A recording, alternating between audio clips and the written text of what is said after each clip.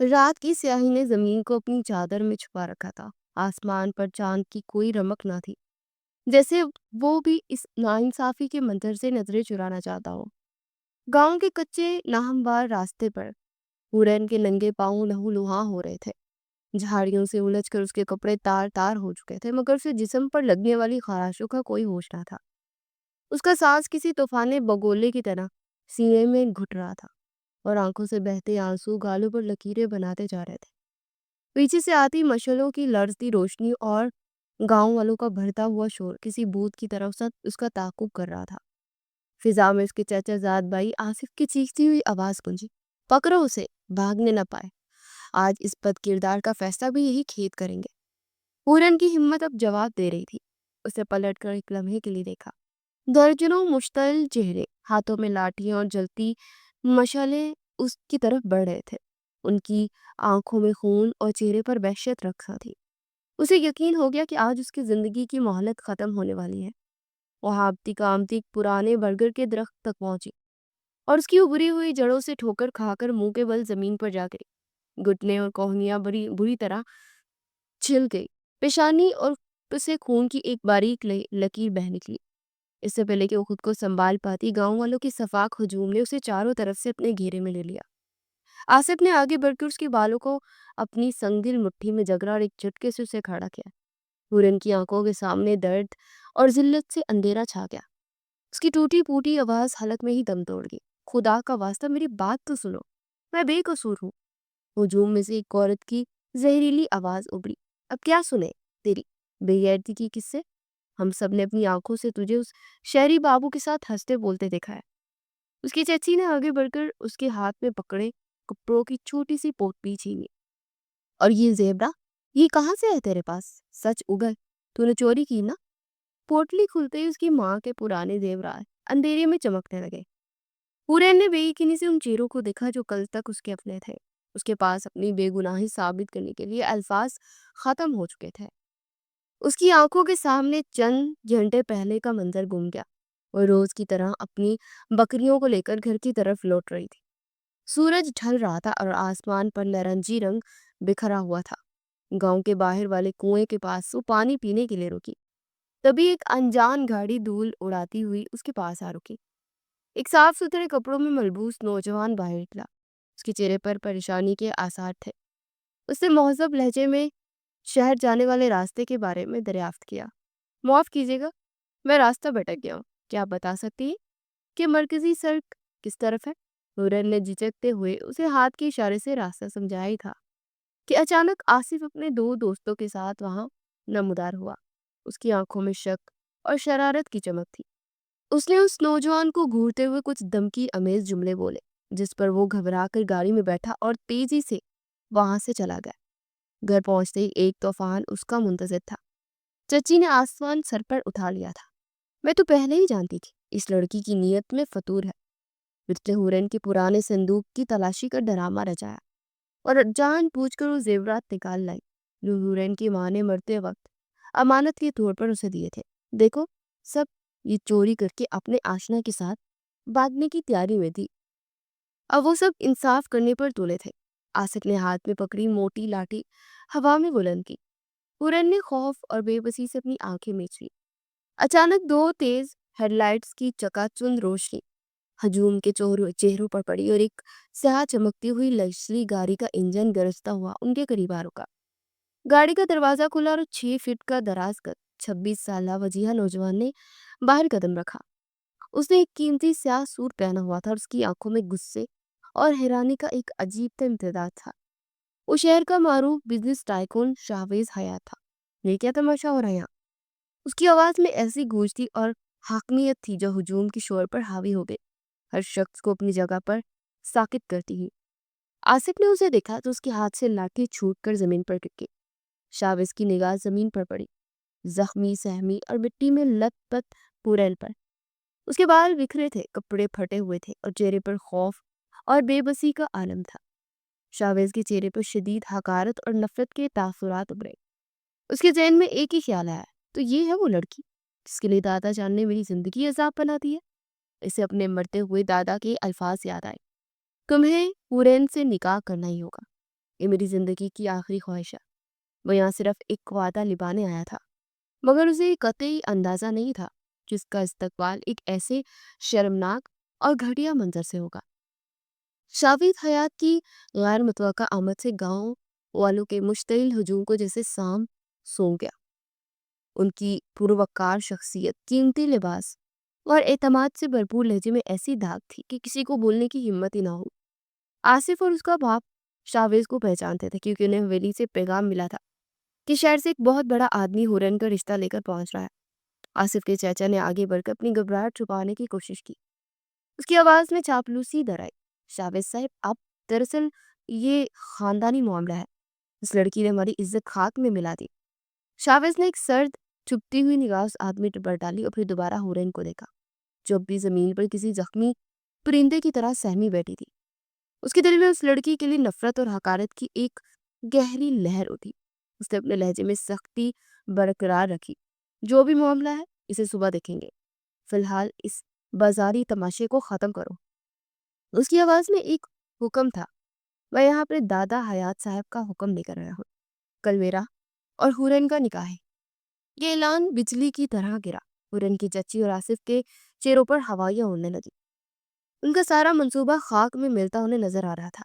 وہ تو ہورن کو بدنام کر کے اس کا رشتہ کسی لولے لنگڑے سے کروا کر اس کے نام پر موجود زمینوں پر قبضہ کرنے کا خواب دیکھ رہے تھے۔ انہیں یہ ہرگز امید نہیں تھی کہ اتنا بڑا اور امیر رشتہ سچ میں ان کے دروازے تک آ پہنچے گا۔ چچی نے جلدی سے بات سنبھالنے کی کوشش کی، مگر صاحب، آپ اس لڑکی کی حقیقت نہیں جانتے۔ شاویز نے اس کی بات درمیان میں ہی کاٹ دی۔ میں نے جو عرض کیا ہے وہ کافی ہے۔ اسے گھر لے جاؤ اور صبح نکاح کی تیاری کرو۔ اس کے لہجے میں ایسی کاٹ تھی کہ کسی کی مزید بحث کی اس کو جرت نہ ہو۔ گاؤں والے سرگوشیاں کرتے آہستہ اس سوا سے منتشر ہونے لگے۔ ہورن کی چاچی نے اس کا بازو سختی سے پکڑا اور تقریباً اسے گھسیٹتے ہو گھر کی سمت بڑھنے لگی۔ اگلے دن گھر میں موت جیسا سناٹا تھا۔ نکاح کی کوئی خوشی یا تیاری نہیں تھی، بس ایک بوجھل گھٹن زدہ ماحول تھا۔ ہورن کو ایک پرانا پیلے رنگ کا جوڑا پہنایا دیا گیا تھا اور وہ ایک بے جان گڑیا کی طرح کمرے کے کونے میں بیٹھی تھی۔ اسے اپنی قسمت کے اس بے رحم کھیل پر رونا آ رہا تھا۔ مولوی صاحب کو بلایا گیا اور نکاح کی سادہ سی رسم شروع ہوئی۔ شاویز نے انتہائی بے دلی اور کراہت سے قبول ہے کہ الفاظ ادا کیے، جیسے کوئی زہر کا پیالہ پی رہا ہو۔ جب ہورن کی باری آئی تو وہ خاموش رہی۔ اس کے کانوں میں اپنے مرحومہ ماں کی کمزور آواز گونج رہی تھی۔ میری بچی، زندگی بہت گرن ہے۔ تیرے بابا کے بعد میں بھی ان چند دنوں کی مہمان ہوں۔ میرے بعد اس دنیا میں تیرا کوئی نہیں ہوگا۔ میں نے اور تیرے بابا کے جگری دوست حیات صاحب نے بچپن میں ہی تیرا اور ان کے پوتے شاویز کا رشتہ زبان سے طے کر دیا تھا۔ وہ بہت اچھے اور خاندانی لوگ ہیں۔ وہ تیرا بہت خیال رکھیں گے۔ ہورن کی بیمار ماں بسترے مرگ پر لیٹی اس کا ہاتھ تھامے اسے سمجھا رہی تھی، بس مجھ سے ایک وعدہ کر، تو کبھی ان کی عزت پر آنچ نہیں آنے دے گی اور اپنی باپ کی زبان کا مان رکھے گی۔ ہورن کی آنکھوں سے دو آنسو گرم ٹوٹ کر اس کے گالوں پر بکھر گئے تھے۔ اس نے اپنی ماں سے کیا ہوا وعدہ نبھانے کے لیے لرزتے ہونٹوں سے آہستہ سے قبول ہے ادا کیا تھا۔ نکاح کی رسم ختم ہوتے شاویز نے اس کے چچا کو مخاطب کیا۔ رخصتی اسی وقت ہوگی، ویسے اپنے ساتھ شہر نکل جا رہا۔ اس کے اس فیصلے نے ان کے رہے سہے ارمانوں پر بھی پانی پھیر دیا۔ وہ تو یہ سوچ رہے تھے کہ نکاح کے بعد شاویز واپس چلا جائے گا اور ہورن ان کے قبضے میں رہے گی۔ ایک گھنٹے کے اندر ہورن کا مختصر سا سامان، جو کہ ایک پرانے ٹرنک پر مشتمل تھا، گاڑی کی ڈگی میں رکھ دیا گیا۔ وہ شاویز کے ساتھ ایک انجان سفر پر روانہ ہو گئی۔ پورا راستہ قبرستان جیسی خاموشی میں گزرا۔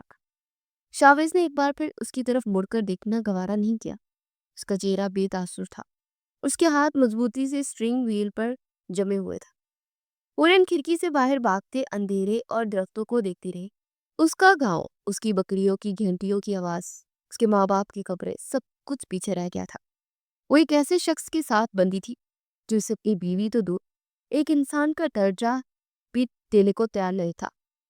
گاڑی جب شہر کی ہزاروں روشنیوں سے جگمگاتی سڑکوں پر پہنچی تو ہورن کو لگا کہ کسی دوسرے سیارے پر آگے ہے، مگر یہ تیز روشنیاں بھی اس کے دل میں پھیلے گہرے اندھیرے کو کم کرنے میں ناکام تھی۔ گاڑی ایک وسیع و ریز جدید طرز کے بنگلے کے آہنی گیٹ کے سامنے رکی۔ ہورن نے باہر کا منظر دیکھا۔ تو اس کی آنکھیں کھلی کی کھلی رہ گئی۔ ایسا عالیشان گھر تو اس نے صرف فلموں میں ہی دیکھا تھا۔ شاویز نے گاڑی روکی اور بنا ایک لفظ ادا کیے باہر نکل گیا۔ پورن کچھ دیر سکتے کے عالم میں گاڑی میں بیٹھی رہی، پھر ہمت مجتمع کر کے باہر قدم رکھا۔ وہ جھجکتے ڈرتے ہوئے قدموں سے گھر کے مرکزی دروازے کی طرف بڑھی۔ اندر کا منظر باہر سے بھی زیادہ حسین تھا۔ لاؤنج میں کم قیمتی فرنیچر اور نایاب آرائشی اشیاء سلیقے سے سجی ہوئی تھی۔ وہیں ایک بڑے سے صوفے پر شاہویز کی والدہ بیگم نصرت اور ان کی بیٹی مائرہ برجمان تھے۔ ان دونوں کے چہرے پر شدید ناگواری اور تکبر کے تاثرات تھے۔ بیگم نصرت نے ہورن کو سر سے پاؤں تک ایسی نظروں سے دیکھا جیسے کوئی کسی گندی چیز کو دیکھتا ہے۔ ان کا لہجہ زہر میں بوجھا ہوا تھا۔ تو یہ ہے وہ گاؤں کی گوار جسے تم اپنی دلہن بنا کر لے آئے ہو؟ شاہ شاہویز نے اپنے چہرے پر تھکاوٹ کے آثار لیے جواب دیا، ماں پلیز، آپ کو تو سب پتا ہے۔ دادا جان کی ضد کے آگے میں بے بس تھا۔ مائرہ نے ناک چڑھاتے ہوئے اپنی رائے کا اظہار کیا۔ اس کا حلیہ تو دیکھو، نہ کپڑے پہننے کا سلیقہ، نہ اٹھنے بیٹھنے کی تمیز۔ یہ ہمارے اسٹیٹس کے ساتھ کیا چلے گی؟ لوگ کیا سوچیں گے؟ ہورن وہیں دروازے پر کھڑی اب ایک زندہ لاش کی طرح یہ سب سن رہی تھی۔ شاویز نے ملازمہ کو آواز دی، اسے اوپر گیسٹ روم میں لے جاؤ۔ اس کے بعد وہ اپنے کمرے کی طرف بڑھ گیا، جیسے ہورن کا وجود اس کے لیے کوئی اہمیت نہیں رکھتا ہو تھا۔ ملازمہ ہورن کو لے کر اوپر ایک بڑے اور خوبصورت کمرے میں آئی۔ کمرے میں ہر آسائش موجود تھی، مگر ہورن کو وہ کمرہ کسی قید خانے کی طرح محسوس ہو رہا تھا۔ وہ نرم بیڈ پر بیٹھی تو اس کی آنکھوں سے آنسوؤں کا بند ٹوٹ گیا۔ اسے اپنے ماں باپ شدت سے یاد آیا۔ ہورن کے والد احمد صاحب گاؤں کے واحد گریجویٹ تھے۔ وہ ایک روشن خیال اور سلجھے ہوئے انسان تھے۔ وہ گاؤں میں رہتے تھے، مگر ان کی سوچ شہر کے پڑھے لکھے لوگوں سے بھی زیادہ وسیع تھی۔ انہوں نے اپنی اکلوتی بیٹی کو کسی بیٹے کی طرح ہی پالا تھا اور اسے خود پڑھایا تھا۔ وہ اکثر اپنی بیوی سے مخاطب ہوتے، دیکھنا ہماری ہورن ایک دن بہت بڑی ڈاکٹر بنے گی۔ مگر ایک دن شہر سے واپسی پر کی پرانی گاڑی کو ایک تیز رفتار ٹرک نے ٹکر مار دی اور وہ دونوں میاں بیوی موقع پر ہی دم توڑ گئے۔ اس دن ہورن صرف 15 برس کی تھی۔ اس کے چاچا کرم دین، جو کہ بظاہر بہت ہمدردی دکھا رہے تھے، اس کی جائیداد کے نگران بن گئے۔ انہوں نے ہورن کو اپنے گھر تو رکھ لیا، مگر اس کا اسکول جانا بند کروا دیا اور اس کے گھر کے کام کاج کروانے لگے۔ ان کا مقصد صاف تھا کہ ہورن پڑھ لکھ کر اپنے حقوق سے واقف نہ ہو جائے اور وہ آسانی سے اس کی زمینوں پر قابض ہو جائے۔ ہورن کو شدت سے احساس تھا کہ اس کی زندگی کی ڈور ہمیشہ دوسروں کے ہاتھوں میں رہی ہے، پہلے چچا چچی کے ظلم و ستم اور اب اس نئے خاندان کی نفرت اور حقارت۔ کوئی بھی اسے دل سے اپنانے کو تیار نہیں تھا۔ اگلے دن ناشتے کی میز پر بھی اسے اسی سرد مہری کا سامنا کرنا پڑا۔ نصرت بیگم اور مائرہ اس سے ایسے پیش آ رہی تھی جیسے وہ کوئی انسان نہیں بلکہ گھر میں لایا گیا کوئی ناپسندیدہ سامان ہو۔ نصرت بیگم نے سخت لہجے میں کہا اور اسے تنبیہ کی، سنو لڑکی، یہاں رہنا ہے تو ہمارے اصولوں کے مطابق رہنا ہوگا۔ یہ تمہارا گاؤں کا جھونپڑا نہیں ہے جہاں اپنی منمانی کرتی پھرو۔ ہورن نے بنا کچھ بولے خاموشی سے سر جھکا لیا۔ وہ جانتی تھی کہ یہاں بحث کرنے کا مطلب خود کو مزید ذلیل کروانا ہے۔ دوپہر میں جب شاویز آفس سے لوٹا تو اس کے ہاتھ میں ایک فائل تھی۔ وہ سیدھا ہورن کے کمرے میں آیا۔ ہورن اسے اچانک اپنے کمرے میں دیکھ کر گھبرا کر کھڑی ہو گئی۔ اس نے فائل کو میز پر رکھتے ہوئے ایک سرد اور بے رحم آواز میں اپنا فیصلہ سنایا، یہ کچھ کاغذات ہیں، ان پر اپنے دستخط کر دو۔ ہورن نے ڈرتے ڈرتے ان کاغذات کو دیکھا۔ اس کی آواز کانپ رہی تھی۔ یہ کس چیز کے کاغذ ہیں؟ شاویز کے لبوں پر ایک زہریلی طنزیہ مسکراہٹ نمودار ہوئی۔ طلاق کے کاغذات ہیں۔ ہورن کے پیروں تلے سے زمین سرک گئی۔ اسے لگا جیسے کسی نے اس کی کانوں میں کھولتا ہوا سیسا انڈیل دیا ہو۔ اس کے منہ سے صرف ایک لفظ نکلا، طلاق؟ ہاں طلاق۔ تم نے کیا گمان کیا تھا کہ میں تم جیسی جاہل لڑکی کو اپنی بیوی کا درجہ دوں گا؟ یہ نکاح صرف دادا جان کی آخری خواہش پوری کرنے کے لیے ایک ڈرامہ تھا۔ جس دن وہ اس دنیا سے رخصت ہوں گے میں تمہیں اس بندھن سے آزاد کر دوں گا۔ تب تک تم ایک قیدی کی طرح اس کمرے میں رہو گے اور کسی کے معاملات میں دخل اندازی کی کوشش مت کرنا۔ وہ بے رحمی اور صفاقی سے اپنے الفاظ کے تیر چلاتا کمرے سے باہر نکل گیا۔ ہورن وہی ٹھنڈے فرش پر دیر ہو گئی۔ اس کی آنکھوں سے آنسوؤں کا ایک سیلاب تھا جو کہ رکنے کا نام ہی نہیں لے رہا تھا۔ اسے اپنی بے بسی، بے قدری اور تنہائی پر شدید دکھ ہوا۔ شاویز کے الفاظ کسی تیزاب کی طرح ہورن کی روح کو جھلسا گئے تھے۔ وہ کتنی دیر بے حس و حرکت فرش پر بیٹھی خلاؤں کو گھورتی رہی. اسے سمجھ ہی نہیں آ رہا تھا کہ وہ کیا کرے. ایک طرف اس کی ماں کو دیا ہوا وعدہ اور خاندان کی عزت کا برن تھا، اور دوسری طرف شاہویز کی نفرت اور ذلت امیز رشتہ. بہت سوچ بچار کے بعد اس نے ایک فیصلہ کیا. یہ فیصلہ اس کی ضد نہیں بلکہ اس کی اپنی بقا اور عزت نفس کی جنگ تھی. اس نے تہیہ کر لیا تھا کہ وہ طلاق کے ان کاغذات پر دستخط نہیں کرے گی. کئی دن گزر گئے.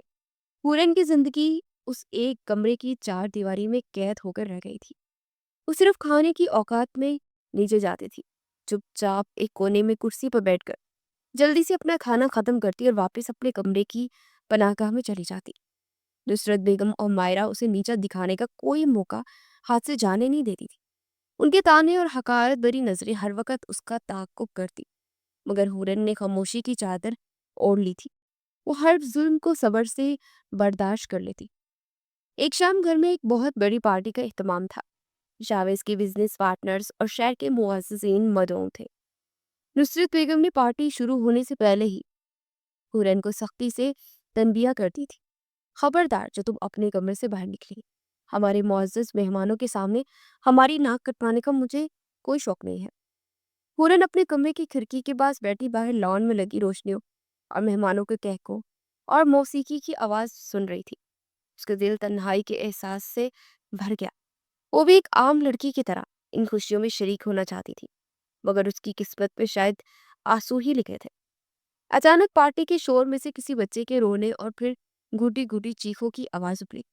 آواز مسلسل تیز ہوتی جا رہی تھی، جیسے بچے کو کوئی شدید تکلیف ہو. کچھ دیر بعد لاؤنج میں بھگدڑ مچ گئی. ایک ملازمہ گھبرائی ہوئی اوپر کی طرف بھاگی. اورن نے تشویش سے اپنے کمرے کا دروازہ کھولا. اس سے دریافت کیا ہوا ہے؟ یہ کیسے شور ہے اور بچہ کیوں رو رہا ہے؟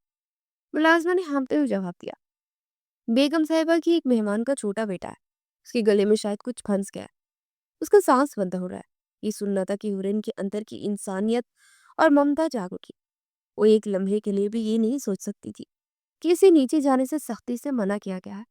وہ ننگے پاؤں تیزی سے سیڑھیاں اترتی ہوئی نیچے لاؤنج میں پہنچی. وہاں کا منظر دل دہلا دینے والا تھا. سب لوگ ایک چھوٹے بچے کے گرد جمع تھے. بچے کا رنگ خوف اور دم گھٹنے سے نیلا پڑ رہا تھا. اس کی ماں بے تحاشا رو رہی تھی. کوئی ایمبولینس کو فون کرنے کی کوشش کر رہا تھا تو کوئی بے بسی سے ادھر ادھر بھاگ رہا تھا. ہورن ہجوم کو چیرتے ہوئی آگے بڑھی. ایک منٹ، مجھے دیکھنے دیں. تم کون ہو اور یہاں کیا کر رہی ہو؟ پیچھے ہٹو. نصرت بیگم نے اسے غصے سے جھڑکا، مگر ہورن نے ان کی بات پر کوئی دھیان نہیں دیا. اس نے جھک کر اس بچے کو اپنی گود میں اٹھایا اور اسے اپنے گھٹنے پر الٹا لٹایا اور اس کی کمر پر دونوں کندھوں کے درمیان سے ایک خاص زاویے سے 5 بار قدرے زور سے تھپکی دی. یہ طریقہ اس کے والد نے اسے کسی ہنگامی صورتحال کے لیے سکھایا تھا. تیسری تھپکی پر بچے کے منہ سے ایک کینڈی کا ٹکڑا اچھل کر باہر گرا اور اس نے ایک گہری لمبی سانس لی. وہاں موجود سب لوگوں نے سکون کا سانس کیا. بچے کی ماں نے روتے ہوئے ہورن کو گلے لگا لیا اور اس کا شکریہ ادا کرتی رہی. تم نے میرے بچے کی جان بچا لی، میں تمہارا یہ احسان کبھی نہیں بھولوں گی. پارٹی میں موجود تمام مہمان ہورن کو حیرت اور تعریف بڑی نظروں سے دیکھ رہے تھے. شاویز جو ایک کونے میں کھڑا بے بسی سے یہ سب دیکھ رہا تھا، شدید حیرانی کے عالم میں تھا. اسے اپنی آنکھوں پر یقین ہی نہیں آیا تھا کہ یہ وہی جاہل اور گوار لڑکی ہے جسے وہ دل سے حقیر جانتا تھا. اسے پہلی بار ہورن کے چہرے پر خوف اور بے بسی کے بجائے اعتماد، ذہانت اور شفقت کے تاثرات دیکھے تھے. نصرت بیگم اور مائرہ کے چہروں کا رنگ اڑا ہوا تھا. انہیں تمام مہمانوں کے سامنے اپنی شدید بے عزتی محسوس ہو رہی تھی.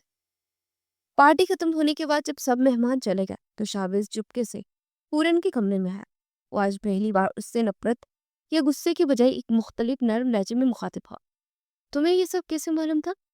ہورن نے بنا اس کی طرف دیکھے آہستہ سے جواب دیا، میرے ابو کہتے تھے کہ علم کسی ڈگری کا محتاج نہیں ہوتا اور انسانی جان بچانے سے بڑا کوئی کام نہیں. انہوں نے مجھے ابتدائی طبی امداد کے کئی طریقے سکھائے تھے. شاویز دیر تک خاموش کھڑا رہا. اس کے دل میں پہلی بار ہورن کے لیے نفرت کے علاوہ کوئی اور جذبہ، شاید تجسس یا احترام پیدا ہوا تھا. وہ کچھ اور بھی پوچھنا چاہتا تھا مگر اس کی انا اور غرور آڑے آ گئی. وہ بنا کوئی لفظ ادا کیے خاموشی سے کمرے سے باہر نکل گیا. اس واقعے نے اس کے دل میں شک کا پہلا بیج بو دیا تھا. اور हुरैन वैसी नहीं है जैसी वो नजर आती है या जैसा वो उसे समझता है। पार्टी की अगली सुबह हयात मेंशन की फिजा में एक अजीब और गहरी कशीदगी रची बसी थी। नाश्ते की मेज पर नुसरत बेगम और मायरा को चेहरों पर जलन और गुस्से के मिले जुले तासुरात थे, जबकि शावेज गहरी सोचों में गुम था। मायरा ने चाय का कप रखते हुए अपनी नागवारी का इजहार किया। भाई, आपको नहीं लगता कि वो लड़की कुछ ज्यादा ही होशियार बनने की कोशिश कर रही है? कल रात सबके सामने हीरोइन बनने का कोई मौका उसने हाथ से जाने नहीं दिया। नुसरत बेगम ने भी अपनी बेटी की हाँ में हाँ मिलाई। इत्तेफाक ही था कि वो ट्रॉफी निकल दे, वरना हमारे तो पूरे शहर में रुसवाई हो जाती। गांव की जाहिल लड़की डॉक्टर बनने चली थी। शावेज ने पहली बार अपनी माँ और बहन की बातों पर एक शदीद झंझलाहट महसूस की। मामा, उसने एक बच्चे की जान बचाई है। इस बात को इत्तेफाक का नाम देना नाइंसाफी होगी। उसके लहजे की सर्द मेरी ने उन दोनों को खामोश करवा दिया। वो मजीद कोई उस बात सुने बगैर मेज से उठ गया। उसका दिल इस घर की मुनफी फिजा में उकता गया था।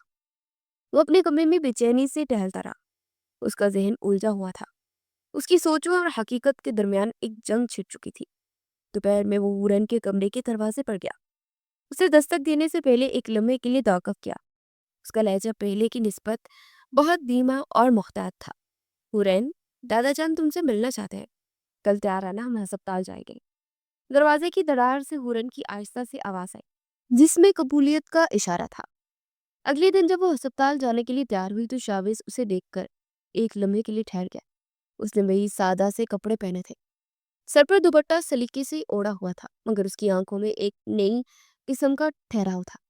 पहले से ज्यादा पुरवकार और पुरसराहट लग रही थी। अस्पताल के प्राइवेट रूम में हयात साहब कमजोरी से बिस्तर पर लेटे हुए थे, मगर हुरन को देखते ही उनके मुरझाए हुए चेहरों पर जिंदगी की एक लहर दौड़ गई। उन्होंने मोहब्बत से अपना हाथ आगे बढ़ाया। आओ मेरी बच्ची, मेरे पास आओ। हुरन झिझकते हुए उनके करीब गई तो उन्होंने उसका हाथ अपने कांपते हाथों में ले लिया। मुझे माफ कर देना बेटी, मैंने तुम्हें वो घर, वो इज्जत नहीं दे सका जिसकी तुम हकदार हो। हुरन की आंखों में नमी तैरने लगी। दादा जान, आप ऐसी बातें करके मुझे शर्मिंदा ना करें। आप मेरे बुजुर्ग हैं, आपका साया ही मेरे लिए काफी है। हयात साहब ने एक मोहब्बत भरी नजर उस पर डाली और फिर शाविज को अपने पास बुलाया। शाविज, तुम नहीं जानते कि इसका बाप कैसा फरिश्ता सिफ्त इंसान था। उनकी आंखों में माजी की यादें चमकने लगी थी।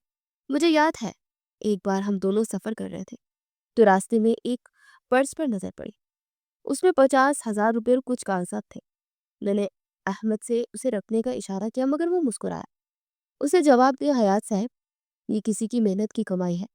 शायद किसी की बेटी की शादी के पैसे हो या किसी के इलाज की। ये अमानत है और अमानत में खयानत सबसे बड़ा गुनाह है। हमने 3 घंटे लगाकर उस पर्स के मालिक को ढूंढा। जब उस गरीब आदमी को उसके पैसे वापस मिले तो उसकी आंखों में जो तशक्कुर था वो दुनिया की हर दौलत से बढ़कर था। तुम्हारी बीवी इसी अजीम इंसान की बेटी है। इसकी रगों में भी उसकी गैरत और ईमान दौड़ता है। दादा जान की ये बातें शावेज के दिल पर असर कर रही थी। वो खामोशी से सर झुकाए सब सुनता रहा। मुझसे वादा करो। हयात साहब की आवाज पर आ गई। मुझसे वादा करो, तुम इस अमानत का हमेशा ख्याल रखोगे। शावेज ने एक नजर हुरन के आंसू से भीगे चेहरे पर डाली। आज ये वादा उसे एक बोझ की नहीं तरह नहीं, बल्कि एक बहुत बड़ी जिम्मेदारी की तरह महसूस हुआ। उसके लबों से आहिस्ता से अल्फाज अदा हुए। मैं वादा करता हूँ दादा जान। वापसी में गाड़ी में एक गहरी बोझल खामोशी तारी थी। शहर की रोशनियां गाड़ी की रोशनियों पर से गुजर रही थी, मगर उन दोनों के अंदर अंधेरा था। शावेज को अपने किए हुए वादे पर गुस्सा नहीं, बल्कि खुद पर एक अजीब सी शर्मिंदगी महसूस हो रही थी। अचानक उस खामोशी को हुरन की पुरसुकून आवाज ने तोड़ा। आपको अपने दादा से क्या हुआ वादा निभाने की जरूरत नहीं है। शावेज ने चौंक कर उसे देखा।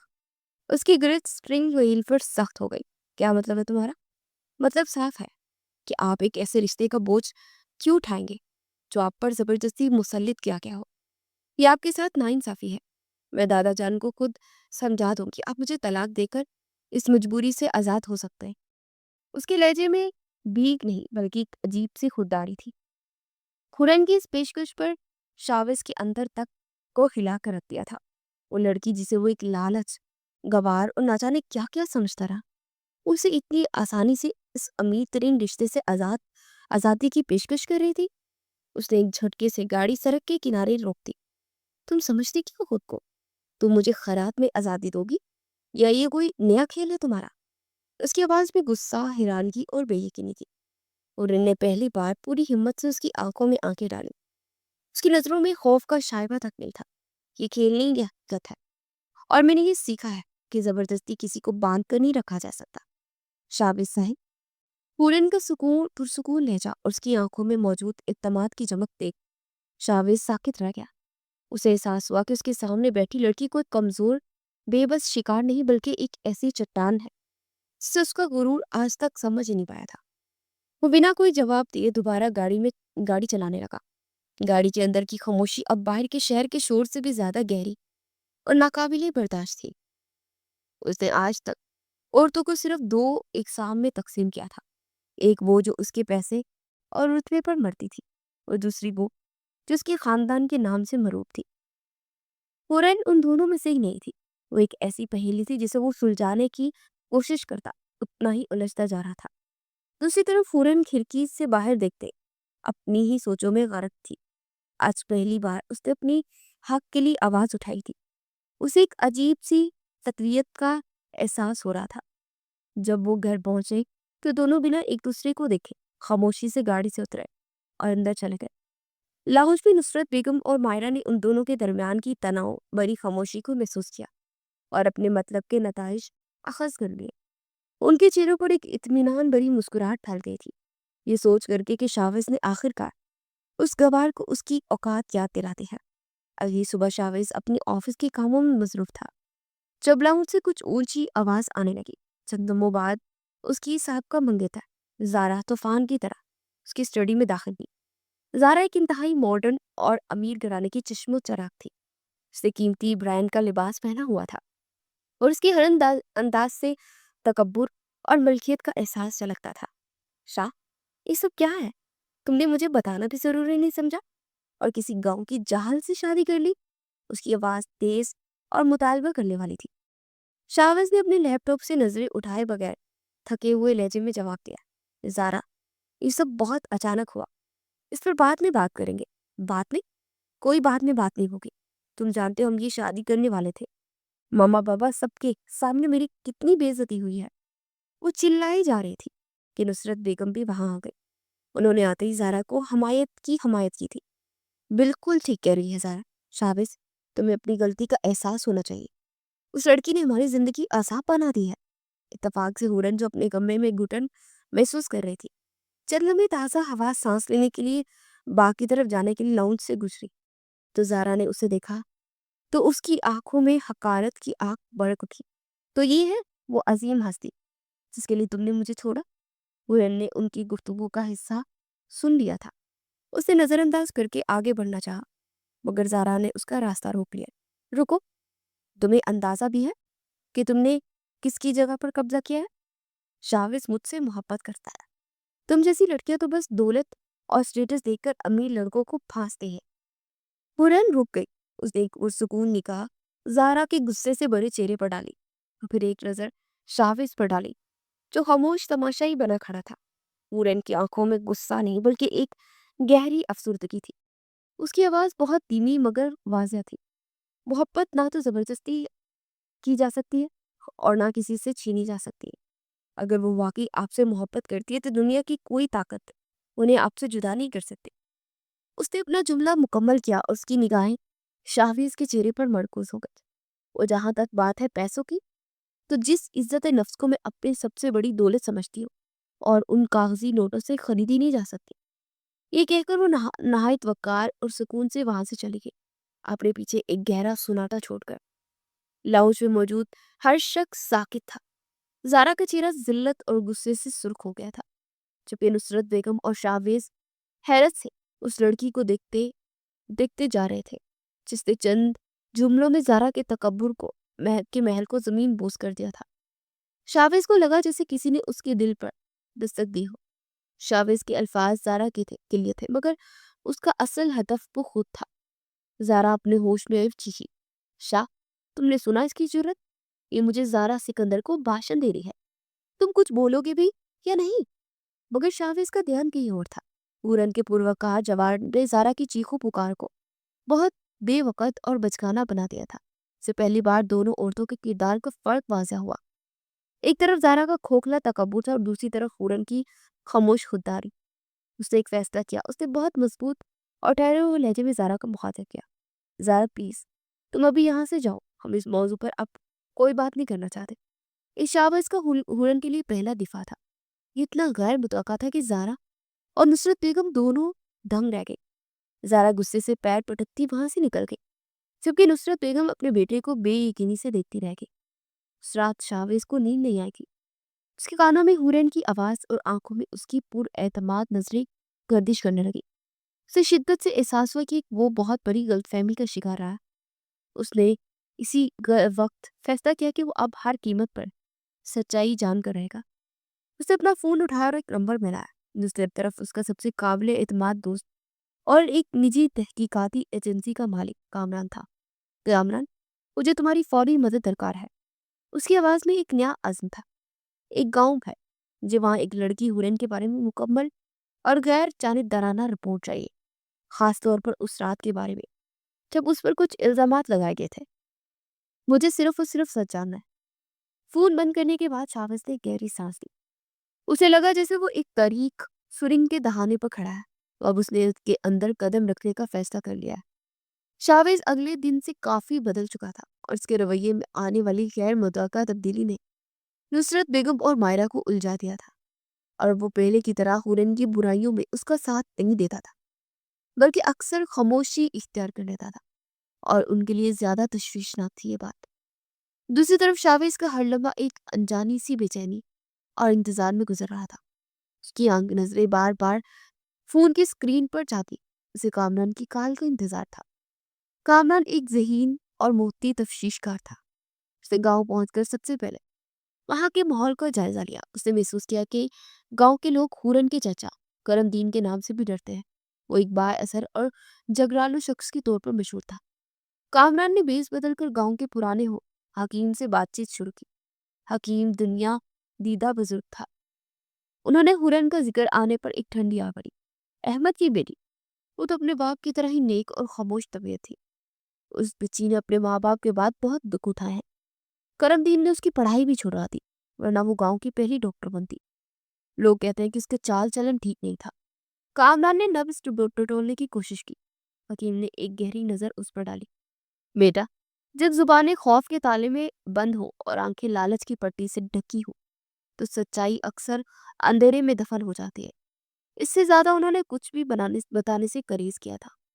کامران سمجھ گیا کہ سچائی کی تہہ تک پہنچنے کے لیے اسے ٹھوس ثبوت تلاش کرنے ہوں گے۔ ادھر شاوز خود کو ہورن کے قریب لانے کے بہانے تلاش کر رہا تھا۔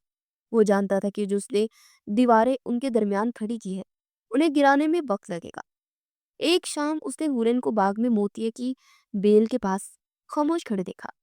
وہ بے خیالی میں پھولوں کو چھو رہی تھی اور اس کے چہرے پر ایک گہرا سکون تھا۔ شاوز آہستہ سے چلتا ہوا اس کے پاس آیا۔ موتیا کی خوشبو بہت پسند ہے تمہیں؟ ہورن اس کی اچانک آمد پر چونک گئی۔ اس نے حجاب سے اپنے ہاتھ ڈانپ لیے۔ جی، امی کو بہت پسند تھی۔ وہ کہتی تھی کہ اس کی خوشبو روح تک اتر جاتی ہے۔ یہ پہلا موقع تھا کہ ہورن نے اپنی ماں کا ذکر کیا تھا۔ شاوز کو اس کے ماضی کے بارے میں جاننے کا تجسس ہوا۔ تمہارے والد دادا جان ان کی بہت تعریف کرتے ہیں۔ ہورن کے چہرے پر ایک نرم سی مسکراہٹ ابھری، ایک ایسی مسکراہٹ جس میں فخر اور دکھ دونوں شامل تھے۔ اب وہ میرا سب کچھ تھے۔ وہ مجھے پڑھا کر ڈاکٹر بنانا چاہتے تھے۔ وہ ایک کتاب لائے تھے جس میں دنیا کی پہلی مسلم خاتون ڈاکٹر کی کہانی تھی۔ وہ مجھے وہ کہانی سناتے تھے اور ان کی آنکھوں میں میرے لیے وہی خواب چمکتا تھا۔ ہورن کی آواز میں اپنے والد کے لیے محبت اور احترام کا سمندر ٹھاٹے مار رہا تھا۔ شاوز کو پہلی بار اس کی آنکھوں میں اس کے خوابوں کی جھلک نظر آئی۔ وہ ایک عام بے مقصد لڑکی نہیں تھی، بلکہ اس کے اندر بھی ایک خواہشات اور ارمانوں کی ایک دنیا آباد تھی۔ اسے شدت سے احساس ہوا کہ اس نے اور اس کے خاندان نے صرف اس کا حال ہی نہیں بلکہ اس کے باپ کے دیے ہوئے مستقبل کو بھی روننے کی کوشش کی۔ تم اب بھی اپنا خواب پورا کر سکتی ہو، شاوز کے منہ سے بے ساختہ نکلا تھا۔ ہورن نے ایک تلخ مسکراہٹ کے ساتھ اس کی طرف دیکھا، جسے وہ کہہ رہی ہے کہ اب یہ ممکن نہیں ہے، اور خاموشی سے وہاں سے چلی گئی۔ اس رات شاوز کو نیند نہیں آئی۔ ہورن نے خواب اور اس کی آنکھوں کی اداسی اور اسے بے چین کرتی رہی۔ اسے لگا کہ وہ صرف ایک شوہر ہی نہیں بلکہ ایک انسان ہونے کے ناطے بھی اس کا مجرم ہے۔ یہ اگلے دن دوپہر میں جب وہ اپنی اسٹڈی میں ایک اہم میٹنگ کی تیاری کر رہا تھا، اس کا فون بجا۔ اسکرین پر کامران کا نام چمک رہا تھا۔ شاویز کی دھڑکنیں بے ترتیب ہوئی۔ شاویز ایک بہت بڑی پیش رفت ہوئی ہے۔ کامران کی آواز میں جوش تھا۔ جلدی بتاؤ کامران، مجھے وہ شہری بابو مل گیا ہے، کامران نے اعلان کیا۔ اس رات جو لڑکا گاؤں میں راستہ بھٹکا تھا، میں نے اسے ٹول پلازا کی سی سی ٹی وی فوٹیج اور گاڑی کے نمبر سے ٹریس کر لیا ہے۔ وہ لاہور کا ایک شریف خاندان کا لڑکا ہے۔ اسے قسم کھا کر بیان دے کہ واقعی راستہ بھول گیا تھا اور جو ہورین نے صرف اس کی مدد کی تھی۔ اس کے مطابق چند دنوں بعد ہی ہورین کا کزن آصف اپنے دوستوں کے لیے وہاں آ گیا تھا اور اسے سنگین نتائج کی دھمکیاں دے کر وہاں سے بھگا دیا۔ شاویز نے آنکھیں بند کر لی۔ سچائی کی پہلی کرن اس کے اندر کے اندھیرے کو چیر رہی تھی۔ کامران نے اپنی بات جاری رکھی۔ اور دوسری اہم بات، انہیں پٹواری سے زمین کے ریکارڈ نکلوائے ہیں۔ ہورن کے والد کی ساری زرعی زمین قانونی طور پر اب اسی کے نام پر ہے۔ کرم دین پچھلے کئی سالوں سے اس پر دباؤ ڈال رہا تھا کہ زمین اس کے نام کر دے، مگر وہ انکار کرتی رہی۔ جس دن تمہارے گھر سے اس رشتے کی بات پکی ہوئی تھی، اس رات یہ سارا ڈرامہ رچایا گیا تھا۔ ایک سوچی سمجھی سازش تھی تاکہ تمہارا خاندان خود ہی یہ رشتہ توڑ دے اور ہورن کو بدنام کر کے زبردستی کسی اور سے شادی کروا کر اس کی جائیداد پر قبضہ کر لے۔ فون پر دوسری طرف خاموشی چھا گئی تھی۔ کامران نے 2-3 بار شاویز کا نام پکارا مگر کوئی جواب نہ آیا۔ شاویز اپنے چمڑے کی کرسی پر ساکت بیٹھا تھا۔ کامران کے الفاظ ہتھوڑوں کی طرح اس کے دماغ پر برس رہے تھے۔ بے قصور سازش، جائیداد، ایک ایک لفظ اس کی ضمیر پر کوڑے کی طرح لگ رہا تھا۔ اسے لگا جیسے وہ اس عالیشان اسٹڈی میں نہیں بلکہ ذلت اور پچھتاوے کی ایک گہری تاریک کھائی میں گرتا جا رہا ہے۔ اس کے وجود میں ایک شدید کپکپی تاری ہوئی تھی۔ اس نے اپنے بال مٹھیوں میں جگڑ لیے۔ خدایا، یہ میں نے کیا کر دیا؟ اس کی روح چیخ رہی تھی۔ اس نے ایک بے گناہ معصوم لڑکی کی عزت اور اس کے خوابوں کو اپنی جہالت اور غرور کی آگ میں جلا دیا۔ وہ اٹھا اور کھڑکی کے پاس جا کر کھڑا ہوا۔ باہر باغ میں وہی موتیا کی بیل تھی جس کے پاس کل پورن گھر تھی۔ آج اسے اس تیر کی خوشبو میں بھی پورن کی معصومیت اور اپنی ناانصافی کی اذیت محسوس ہو رہی تھی۔ اس کے دل میں اس کے لیے معافی مانگنے کی ایک شدید طرف اٹھی تھی، مگر ساتھ ہی یہ احساس بھی ہوا کہ وہ اس قدر گر چکا ہے کہ وہ اس کی نظروں میں اور آنکھیں ڈالنے کے وہ قابل بھی نہیں رہا۔ کونوں سچائی جاننے کے بعد شاویز کے لیے وقت جیسے تھم گیا تھا۔ وہ گھنٹوں اپنی اسٹڈی میں بند رہا، باہر کی دنیا سے بے خبر۔ اس نے اپنی تمام میٹنگ منسوخ کر دی اور کسی کی کال کا جواب نہیں دیا۔ اس کے اندر شرمندگی، پچھتاوے اور غصے کا ایک ایسا طوفان برپا تھا جو اسے اندر ہی اندر کھا رہا تھا۔ یہ غصہ ہورن کے ظالم رشتہ داروں پر بھی تھا، مگر اس سے کہیں زیادہ اپنی ذات پر تھا۔ اسے اپنے کہے ہوئے الفاظ، اپنی حقارت بری نظریں اور اپنے بے رحم رویہ یاد آ گئے۔ اندر تک اسے جھنجھوڑ رہا تھا۔ وہ کیسے اس لڑکی کا سامنا کرے گا جس کی روح کو اس نے اپنے غرور کے پیروں تلے روندا تھا؟ معافی ایک بہت چھوٹا لفظ تھا اس کی راہ کے لیے جو اس نے کیا تھا۔ شام ڈلے اس نے ایک فیصلہ کیا۔ پورن سے معافی مانگنے سے پہلے اسے اپنے گھر کی غلاظت صاف کرنی تھی۔ اس نے انٹرکام پر اپنی والدہ اور بہن کو فوراً لاؤنج میں آنے کا پیغام دیا۔ اس کے لہجے میں ایسی ایک سرد سنجیدگی تھی کہ نصرت بیگم اور مائرہ دونوں کسی انہونی کے خوف سے سہم گئی۔ جب وہ لاؤنج میں پہنچی تو شاویز وہاں پہلے سے ہی موجود تھا۔ وہ کسی مجسمے کی طرح ساکت کھڑا تھا اور اس کے چہرے پر کوئی ایسا تاثر نہیں تھا۔ شاویز، سب ٹھیک تو ہے؟ تم دن بھر گھر میں بند رہے؟ نصرت بیگم نے تشویش ظاہر کرنے کی کوشش کی۔ شاویز نے ان کی بات کو نظر انداز کرتے اپنی بات شروع کی۔ اس کی آواز بہت دھیمی، کسی کے تیز دھاڑ خنجر کی طرح کاٹدار تھی۔ میں آج آپ دونوں کو ایک گہری کہانی سنانا چاہتا ہوں، ایک معصوم یتیم لڑکی کی کہانی۔ اس نے بغیر کسی لگی لپٹی کے کامران کی بتائی ہوئی تمام تفصیلات ان کے سامنے رکھ دی۔ پورن کی بے گناہی، اس کے چچا کی سازش، جائیداد کا معاملہ، وہ تمام ظلم جو شادی سے پہلے اس پر ہوتے رہے۔ ایک ایک لفظ، ایک ایک حقیقت اس کے کانوں میں انڈیل طرح۔ نصرت بیگم اور مائرہ کے چہروں کا رنگ بدل گیا۔ بے یقینی، پھر حیرت اور آخر میں شرمندگی ان کے چہروں پر عیاں تھی۔ جب اس نے اپنی بات مکمل کی تو لاؤنج میں ایک گہرا سناٹا چھا گیا۔ وہ لڑکی جسے ہم سب مل کر بد کردار، لالچی اور گوار جسے القابات سے نوازتے رہے، وہ ان تمام الزامات سے پاک ہے۔ اصل گناہگار ہم ہیں۔ اس کی آواز میں درد اور خود ترسی کا عنصر نمایاں تھا۔ ہم نے بنیادی انسانی ہمدردی کو بھی اپنے اسٹیٹس اور تکبر کی بھینٹ چڑھا دیا۔ کیا کسی پر الزام لگانے سے پہلے سچائی جاننے کی کوشش کرنا ضروری نہیں تھا؟ بیٹا، ہمیں کیا معلوم تھا کہ سچ کیا ہے؟ نصرت بیگم نے کمزور سی صفائی پیش کرنے کی کوشش کی۔ یہی تو مسئلہ ہے مما، شاویز کی آواز میں پہلی بار تلخی ابھری۔ آپ نے جاننے کی کوشش ہی کب کی؟ آپ نے تو پہلے ہی دن اسے اپنی نفرت کا حقدار سمجھ لیا۔ اس کے بعد وہ مڑا اور ہورن کے کمرے کی طرف بڑھ گیا۔ اس کا ہر قدم اسے ایک بھاری بوجھ محسوس ہو رہا تھا۔ اس نے کمرے کے بند دروازے پر آہستہ سے دستک دی۔ اس کی آواز کانپ رہی تھی۔ ہورن، کیا میں اندر آ سکتا ہوں؟ کچھ لمحوں کی خاموشی کے بعد دروازہ کھولا۔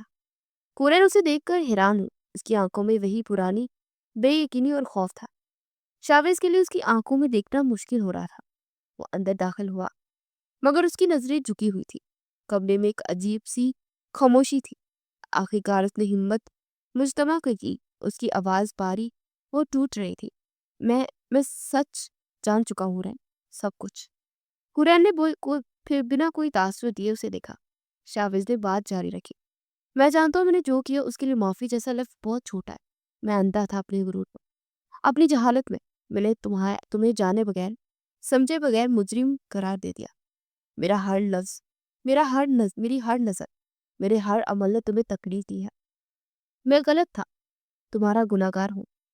ہورن خاموشی سے اس کا اعتراف سنتی رہی، وہ سچائی جسے وہ چیخ چیخ کر بتانا چاہتی تھی، مگر کوئی سننے کو تیار نہیں تھا۔ آج خود اس کا سب سے بڑا مخالف تسلیم کر رہا تھا۔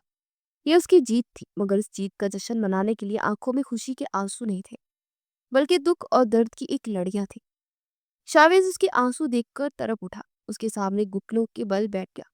خدا کے لیے مجھے معاف کر دو ہورن، مجھے صرف ایک موقع دو، میں اپنی ہر غلطی کا ازالہ کر دوں گا۔ ہورن نے اپنے آنسو پونچھے، اس نے شاویز کی طرف دیکھا۔ اس کی آنکھوں میں اب کوئی گلہ یا نفرت نہیں تھی، بس ایک گہری اداسی تھی۔ اس کی آواز میں ایک ٹھہراؤ تھا۔ ٹوٹے ہوئے آئینے میں چہرہ تو دیکھا جا سکتا ہے شاویز صاحب، مگر وہ لکیریں ہمیشہ رہتی ہیں۔ اعتبار بھی اسی آئینے کی طرح ہوتا ہے، ایک بار ٹوٹ جائے تو جڑتا نہیں ہے۔ اس کی بات سن کر شاویز کا دل بیٹھ گیا۔ پھر ہورن اٹھی اور اپنے چھوٹے سے میز کی دراز کھولی اور اس میں سے وہی طلاق کے کاغذات نکالے۔ ان کاغذات پر اس کے دستخط ہو چکے تھے۔ اس نے وہ کاغذات شاویز کی طرف بڑھا دیے۔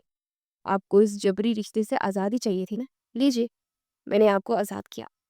میں نے آج صبح ہی ان پر دستخط کر دیا تھا۔ میں ایک ایسے گھر میں مزید نہیں رہ سکتی جہاں میری عزت اور کردار پر سوال اٹھانا سب سے آسان کام سمجھا جاتا تھا۔ یہ منظر ایک مکمل الٹ تھا۔ وہ شخص جو کچھ مہینے پہلے تکبر سے یہ کاغذات اس کے منہ پر مار رہا تھا، آج گھٹنوں کے بل بیٹھ رہا تھا، اور وہ لڑکی جسے بے بسی کی تصویر سمجھا جا رہا تھا، آج مکمل اختیار کے ساتھ اپنی تقدیر کا فیصلہ اس کے ہاتھ میں تھما رہی تھی۔ شاویز نے کانپتے ہاتھوں سے وہ کاغذات پکڑے۔ اس کی دنیا، اس کا غرور، سب کچھ ان چند دستخطوں کے نیچے کچل کر رہ گیا تھا۔ ہورن اس کے سامنے کھڑی تھی۔ اب وہ ایک مظلوم نہیں بلکہ ایک ایسی عورت تھی جو اپنی زندگی کی مالک خود تھی۔ یہ وہی کاغذات تھے جو اس کے تکبر اور جہالت کا سب سے بڑا ثبوت تھے۔ ہورن اس کے سامنے کھڑی تھی۔ اس کی آنکھوں میں آنسو تھے، مگر اس کے وجود میں ایک ایسی مضبوطی تھی جسے شاویز پہلی بار محسوس کر رہا تھا۔ اس کی خاموشی کسی بھی چیخ سے زیادہ پر اثر تھی۔ شاویز کو لگا کہ اگر اس نے ہورن کو جانے دیا تو صرف اسے نہیں بلکہ اپنی روح کے ایک حصے کو ہمیشہ کے لیے کھو دے گا۔ اس نے ایک گہری سانس لی اور اپنے اندر کی تمام ہمت کو مجتمع کیا۔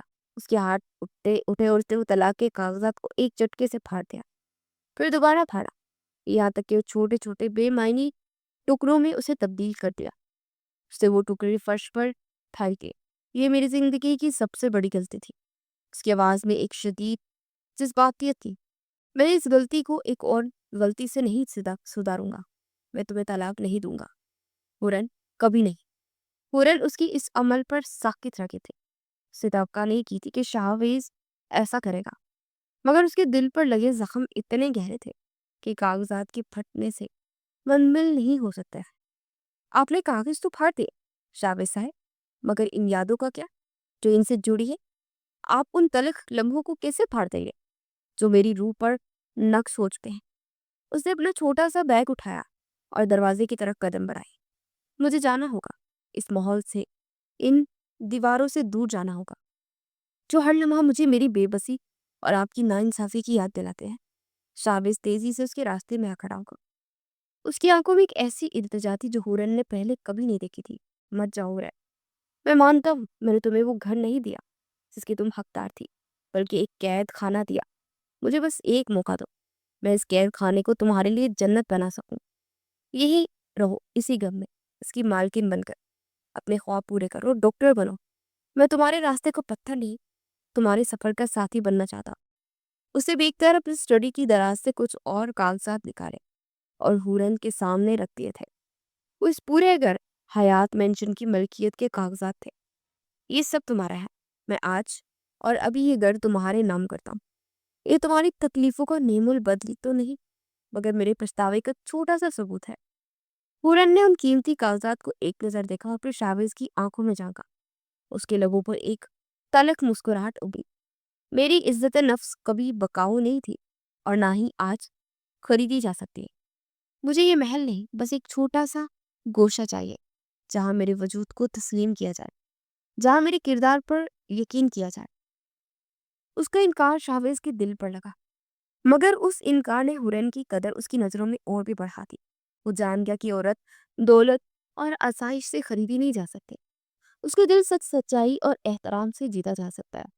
ہورن نے اس کی آنکھوں میں حقیقی پشیمانی اور بے بسی دیکھی تو اس کا دل ایک لمحے کے لیے پگھلا۔ وہ خود بھی اندر سے بہت تھک چکی تھی۔ میں آج رات یہی رکوں، مجھے سوچنے کے لیے کچھ وقت چاہیے۔ اس کے اس جملے نے شاویز کو ایک ڈوبتے ہوئے تنکے کا سہارا دے دیا۔ اس رات شاویز کو احساس ہوا کہ الفاظ کافی نہیں ہیں، اسے عمل پر خود کو ثابت کرنا ہوگا۔ اس نے ایک فیصلہ کیا کہ اس گندگی کو اس کی جڑ سے صاف کرے گا جہاں سے یہ سب شروع ہوا تھا۔ اگلی صبح جب ہورن کی آنکھ کھلی تو اس نے کھڑکی سے باہر دیکھا۔ شاویز کی گاڑی پورچ سے غائب تھی۔ اسے ملازمت سے دریافت کیا تو معلوم ہوا کہ صبح کی پہلی روشنی کے ساتھ ہی کسی انجان سفر پر وہ نکل گیا ہے۔ لاؤنج میں نصرت بیگم اور مائرہ بیٹھی تھی۔ ان کے چہرے مرجھائے ہوئے تھے اور آنکھوں میں پچھتاوا صاف نظر آ رہا تھا۔ شاویز رات کو جانے سے پہلے ان سے مل کر گیا تھا۔ اس نے انہیں واضح طور پر آگاہ کر دیا تھا کہ میں ہورن کا نام صاف کرنے کے لیے اس کے گاؤں جا رہا، میری واپسی تک۔ اگر آپ دونوں نے ہورن کو وہ عزت اور احترام اور مقام نہ دیا جس کی وہ حقدار ہے تو سمجھ جائیے گا کہ آپ نے اپنا بیٹا اور بھائی ہمیشہ کے لیے کھو دیے۔ ہورن یہ سب نہیں جانتی تھی، وہ بس کھڑکی کے پاس کھڑی اس خالی راستے کو دیکھ رہی تھی جہاں سے شاویز کی گاڑی گزری تھی۔ اس کا دل اب بھی جانے کا ہی تھا، مگر شاویز کی اس اسرار سفر نے اس کے فیصلے کو متزلزل کر دیا تھا۔ وہ دیکھنا چاہتی تھی کہ اس کے پچھتاوے کے الفاظ عمل کی کسوٹی پر کس حد تک پورے اترتے ہیں۔ شاویز جب گاؤں پہنچا تو ایک مغرور بزنس مین نہیں بلکہ ایک ایسا شخص تھا جس کے سر پر انصاف کا جنون سوار تھا۔ اس کے ساتھ وکلا اور پولیس کی گاڑیاں تھیں۔ اس نے گاؤں میں قدم رکھتے ہی پہلا کام یہ کیا کہ کرم دین اور آصف کو گاؤں کی پنچایت کے سامنے طلب کیا۔ کرم دین اور آصف نے شاویز کو پولیس کے ساتھ دیکھا تو ان کے پیروں تلے سے زمین نکل گئی۔ پنچایت میں گاؤں کے تمام بڑے بوڑھے جمع تھے۔ شاویز نے وہاں کامران کی جمع کیے تمام ثبوت پیش کیے۔ اس نے شہری نوجوان کا ویڈیو بیان بھی دکھایا جس نے قسم کھا کر ہورن کی بے گناہی اور آصف کی دھمکیوں کے بارے میں بتایا تھا۔ پھر اس نے زمین کے وہ کاغذات دکھائے جس پر کرم دین زبردستی ہورن سے دستخط کروانا چاہتا تھا۔ سچائی سورج کی طرح روشن ہو کر سب کے سامنے آ گئی۔ پنچایت نے متفقہ طور پر کرم دین اور آصف کو مجرم قرار دیا اور انہیں پولیس کے حوالے کر دیا۔ شاویز نے گاؤں والے کے سامنے بلند آواز میں اعلان کیا، ہورن میری بیوی ہے اور حیات خاندان کی عزت ہے۔ آج کے بعد اگر کسی نے اس کی طرف میلی آنکھ سے دیکھا یا اس کے کردار کے بارے میں ایک لفظ بھی بولا تو اس کا دشمن میں خود ہوں گا۔ اس نے ہورن کی تمام زمینوں کے گرد قانونی تحفظ کا ایک ایسا اثار کھینچ دیا جسے توڑنا اب کسی کے بس کی بات نہیں تھی۔ اس نے ہورن کے سر پر لگا ہر الزام اسی گاؤں کی مٹی میں دفن کر دیا جہاں اسے رسوا کیا گیا تھا۔ اس کی غیر موجودگی میں حیات مینشن کا ماحول بھی بدل گیا تھا۔ مائرہ نے ایک دن ہمت کر کے ہورن کے کمرے میں قدم رکھا اور ایک لرزتی آواز سے اس سے معافی مانگی، اور بابی پلیز مجھے معاف کر دینا، हम अंधे हो गए थे। नुसरत बेगम जो अपने बेटे की जुदाई की खौफ से तड़प उठी थी, उन्होंने भी एक शाम हुरन के सर पर शफकत से हाथ रखते हुए कहा था। उनकी आंखों में भी आंसू थे। हो सके तो अपनी इस गुनाहगार सास को माफ कर देना बेटी। हुरन ने उन सबको अपनी खामोश मुस्कुराहट के साथ माफ कर दिया। उसके दिल में किसी के लिए कोई बुगस नहीं रहा था। जब शाहवेज और 2 दिन बाद वापस लौटा तो उसके चेहरे पर फतह का गुरूर नहीं, बल्कि एक फर्ज पूरा करने का सुकून था। वो सीधा हुरन के पास आया। मैंने तुम्हारा नाम साफ कर दिया हुरन, ये कम से कम था जो मैं कर सकता था। हुरन खामोशी से उसे देखती रही। उसने शाहवेज के अल्फाज, उसके अमल और उसके घर वालों के बदले हुए रवैये को महसूस किया था। उसके अंदर का तूफान अब थम चुका था। उसने एक फैसला किया था। उसने अब कोई लंबी तकरीर नहीं करनी थी, ना ही कोई गिला शिकवा। उसने बस अपने सामने पड़ी एक किताब खोली और उसमें से एक कागज निकाला। वो मेडिकल कॉलेज का दाखिला फॉर्म था। उसने वो फॉर्म शाफिज की तरफ पढ़ाया। मेरे अब्बू का ख्वाब, मैंने इसे पूरा करना चाहती हूँ, मगर मैं ये अकेले नहीं कर सकती। उसने एक लम्हे के लिए तौकफ के बाद कहा, फिर शाहविज की आंखों में देखते हुए अपनी बात मुकम्मल की। मुझे एक ऐसे दोस्त की जरूरत होगी और एक ऐसे शौहर की जो मुझ पर और मेरे ख्वाबों पर यकीन रखता। ये अल्फाज इकरार थे, एक नई शुरुआत के ऐलान के। शाहविज की आंखों में खुशी के आंसू झलक पड़े थे। उसने कांपते हाथों से वो फार्म थमा, जिसे वो कोई आम कागज नहीं बल्कि उसकी जिंदगी की सबसे कीमती दस्तावेज हो। वक्त गुजरता गया, हफ्ते महीनों में बदलने लगे। एक रोज जब बाग में मोतिया की बेल फूलों से लदी हुई थी, पूरन सफेद डॉक्टर के कोट में हाथ में किताबें लिए एक बेंच पर बैठी पढ़ाई में मसरूफ थी। उसके चेहरे पर एक नया एतमाद और इत्मीनान था। शावेज मुस्कुराता हुआ चाय के 2 कप लिए उसके पास आया। वो बैठकर उनके दरमियान अब कोई बोझल खामोशी नहीं थी, बल्कि एक ऐसी पुरसुकून मोहब्बत थी जो हर तूफान से गुजर कर कुंदन बन चुकी थी। उनकी कहानी गुमान की एक तारीख गर्दाब से शुरू हुई थी, मगर बलाखिर यकीन और एतमाद की पुरसुकून मंजिल तक पहुंच गई थी। वहाँ कोई एतराफ़ मोहब्बत नहीं हुआ था, बल्कि अमल इन्फाज से ज़्यादा पायदार होते हैं। वो दोनों जान चुके थे कि सच्ची मोहब्बत माजी की गलतियों पर वो रोने का नाम नहीं, बल्कि उनसे सीख कर एक बेहतरीन मुस्तकबिल की बुनियाद रखने का नाम है।